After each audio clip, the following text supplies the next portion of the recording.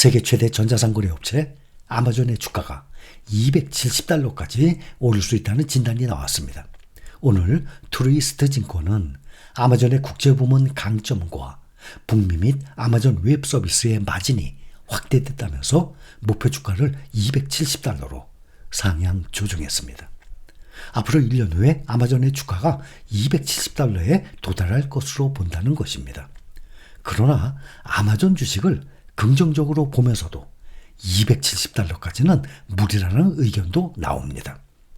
아마존은 현재 750억 달러의 자본 지출에 이어서 내년에는 이를 더 키울 것으로 계획을 하는데 지난 2년간의 순이익을 모두 합친 것보다 크기 때문입니다. 비용 부담에 적정 주가를 신중히 살펴야 한다는 목소리가 현지에서 나오고 있습니다. 오늘 아마존의 주가가 195.78달러에 마감했습니다. 앞으로 1년 후까지 약 38% 정도 더 상승할 수 있다는 얘기입니다.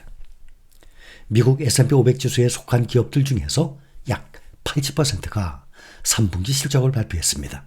나머지 20%의 실적도 좋을 것이라고 뱅크 오브 아메리카가 예상하고 있습니다.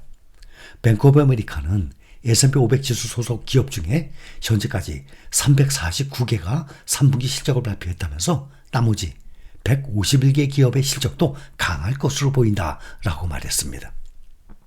과거 기록에 비춰볼 때 미국 증시는 대체로 대선 이후 상승세를 보였는데 투자자들은 단기적인 불안정 상태에 대비하는 것이 좋다라는 분석이 나왔습니다. 오늘 금융 전문 매체 CNBC는 1980년 이후 취합한 자체 데이터를 인용해서 보면 미국 대선이 치러진 해에 미국 증시의 3대 지수는 선거 당일부터 연말 사이 평균 수익률이 오르는 경향을 나타냈다고 전했습니다. 이번 선거는 미국 증시가 사상 최고 수준에 올라가 있는 가운데 치러지는 것입니다. 미국 대선 이후 미국 주식시장이 강세를 보일 것이라는 전망에 힘이 실리고 있습니다. 지난 미국 대선 전국에서도 증시는 결과 발표 이후 연말로 갈수록 상승하는 경향이 있었습니다. S&P 500 지수가 2008년도 금융위기 리먼 쇼크 때를 제외하고 지난 7번의 대선 이후 연말까지 평균 4% 상승했습니다. 대선 이후 정치적 불확실성을 제고하면서 주가는 날개를 달고 있습니다. 미국의 국내 총생산과 실업률 등의 경제 지표를 보면 올해 미국 경제는 호조를 보이고 있습니다. 경기 침체만 아니라면 이번 대선 이후에도 시장은 랠리를 이어갈 가능성이 큽니다. 시장 전문가 76명을 대상으로 한 조사에서 공화당 후보 도널드 트럼프 전 대통령과 민주당 후보 카멀라 해리스 부통령 중에 어느 쪽이 대통령이 되더라도 주가가 상승할 것이라는 응답이 거의 다 80%에 달했습니다. S&P 500 지수가 올해 연말까지 상승세를 유지하고 있는 가운데 현재에서도 약 5% 상승 불가능하지 않다라는 전망이 나왔는데 오늘 약세론자인 마이크 윌슨, 모건 스탠리 전략가가 블룸버그 TV와의 인터뷰에서 이 같은 견해를 밝히고 미국 대선이라는 이벤트가 지나간 후 투자자들이 한숨을 돌리는 한편 연말에는 포모 현상, 기회를 놓치거나 제외되는 것에 대한 두려움, 포모 현상이 확산될 것이기 때문이라면서 그 근거를 들었습니다.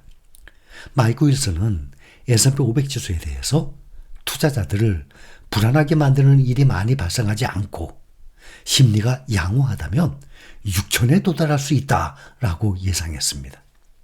앞으로 5% 가까이 상승할 것으로 예상하는 수치입니다. 미국 대선 변동성 확대에도 주식시장에 대한 소비자 신뢰도가 최고치를 나타냈습니다. CNBC는 미국의 컨퍼런스 보드의 최신 소비자 신뢰도 조사를 인용을 해서 참가자 51.4%가 앞으로 1년간 주가가 상승할 것으로 예상했다고 보도를 했습니다. 투자자들은 연준이 11월 FOMC에서 금리를 0.25% 내릴 것이라고 거의 100% 가까이 확신하고 있습니다. 우리나라 시간으로 이번 주 금요일 8일 새벽 4시쯤에 결과가 나옵니다. 투자자들은 연준이 12월 또 한 번 남았습니다. 12월 FOMC에서도 추가로 금리 인하에 나설지에 대한 힌트를 얻기 위해서 제롬 파월 연준 의장의 입을 주목을 하고 있습니다. 연준이 11월 금리를 0.25% 내릴 확률이 98%, 12월 추가로 0.25% 내릴 확률 81.7%를 반영하고 있고 11월 금리 인하 후에 동결 가능성은 17.9%를 기록 중에 있습니다. 현재까지는 지난 대선보다 시장의 변동성이 크지 않다는 평가가 나오고 있습니다. 대선을 5일 정도 앞두고 2020년 당시 그때 시카고 옵션 거래소 공포지수죠. 변동성 지수가 40까지 치솟았었는데 올해는 지금 오늘 0.4% 오른 21.98을 기록하고 있습니다. 그러니 2020년 대선 당시에 그때 변동성 지수가 40까지 올라간 거는 상당히 많이 올라갔죠. 그거에 비해서 지금은 많이 높지 않은 상황입니다. 세계 최대의 자산 운용사인 블랙록이 미국 연준의 고금리 장기화 시나리오를 경고하고 나섰습니다. 오늘 블랙록은 트레이더들이 연준의 금리 인하 정책에 너무 공격적으로 베팅하고 있다라고 지적을 하면서 연준이 시장 예상을 뒤엎고 높은 금리를 더 오랫동안 유지할 가능성이 크다라고 강조했습니다. 장보이빈 블랙록 투자연구소 소장은 고객들에게 보낸 서한에서 인플레이션이 지속이 될 경우 미국의 기준금리가 내년까지 높은 수준에서 머무를 것이라고 설명했습니다.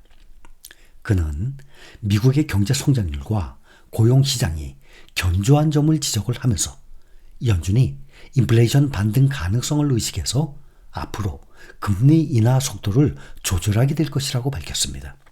앞서서 미국의 3분기 국내 총생산 GDP 속보치가 2.8%로 집계되면서 강한 성장세를 시사한 바가 있습니다. 또한 미국 대통령 선거에서 어느 쪽이 이기더라도 재정적자 리스크 때문에 인플레이션이 계속해서 도마 위에 오를 것이라고 덧붙였습니다. 시장에서는 미국의 기준금리가 내년 연말까지 1% 이상 낮아질 것으로 전망 중에 있습니다. 다만 보이비는 트레이더들의 금리 인하 베팅이 너무 공격적이라면서 투자자들이 고금리 장기화 시나리오에 대비할 필요가 있다고 조언했습니다.